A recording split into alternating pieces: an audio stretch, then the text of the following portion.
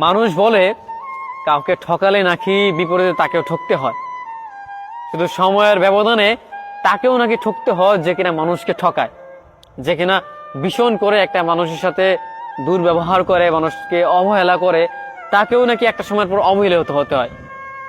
মানুষ বলে যে কোনো মানুষকে কষ্ট দিলে বিপরীতে তাকেও কষ্ট পেতে হয়, ভীষণ কষ্ট পেতে হয়। এই ব্যাপারগুলো যদি সত্যি হয়ে থাকে বা মানুষের এই কথাগুলো যদি সত্যি হয়, তাহলে আমি এটা বলছি, আল্লাহ তোমাকে মাফ করুক, কারণ তুমি যেই কষ্টটা আমাকে দিয়েছো কিংবা যতটা অবহেলা আমাকে করেছো তার সে তো হাজার গুণ দ্বিগুণ তুমি ফিরে পাবে।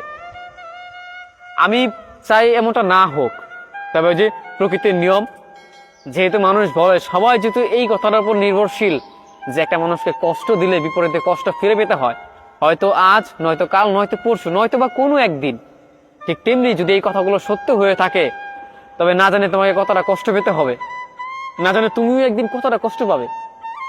একে মানুষকে অবহেলা করার বিপরীতে মানুষ নাকি অবহেলিত হয়।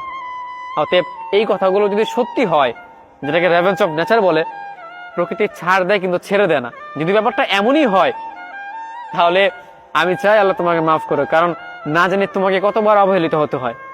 যতটা অবহেলা তুমি আমাকে করছো, হ্যাঁ, এই যে এত ভীষণ ভালোবাসি ভালোবাসি বলছি, তাতে তুমি এত অবহেলা করছো, এই অবহেলার বিপরীতে একদিন তুমি অবহেলিত হবে, হয়তো আমার কাছে নয়, অন্য কারো কাছে। ব্যবধান শুধু এটার, হয়তো আমি তোমাকে ঠকাবো না, আর আমরা তো ঠকাতে পারি না, কারণ যারা ভালোবাসে, যারা মন থেকে কোনো মানুষকে ভালোবাসে, তারা তো ঠকাতে পারে না, তারা চাইলেই কোনো মানুষকে কষ্ট দিতে পারে না। কষ্ট তো তারাই দেয়, দুঃখ তো তারাই দেয় যারা বেঈমান, যারা স্বার্থপর, যারা মানুষকে অবহেলা করে, যারা তুচ্ছ করে ছোট করে দেখে। অতএব তোমরা তো স্বার্থপর ছিলা, তাই না? তুমি কিংবা তোমাদের মতো কিছু মানুষ স্বার্থপর, এই জন্য তোমরা আমাদের কষ্ট দিতে পারো, আমরা পারি না। তোমাদের কষ্ট দেওয়ার পরও আমরা বলি ভালোবাসি ভালোবাসি, অথচ একটা সময়ের পর গিয়ে তোমরাও কারো না কারো কাছে অবহেলিত হবে, কারো না কারো কাছে কষ্ট পাবে। তবে ব্যবধান এইটাই, সেদিন আমরা তোমাকে কষ্ট দিব না, আমাদের বিপরীতে কোনো একটা মানুষ তোমাকে কষ্টটা দিবে, কোনো একটা মানুষের কাছে তুমি অবহেলিত হবে।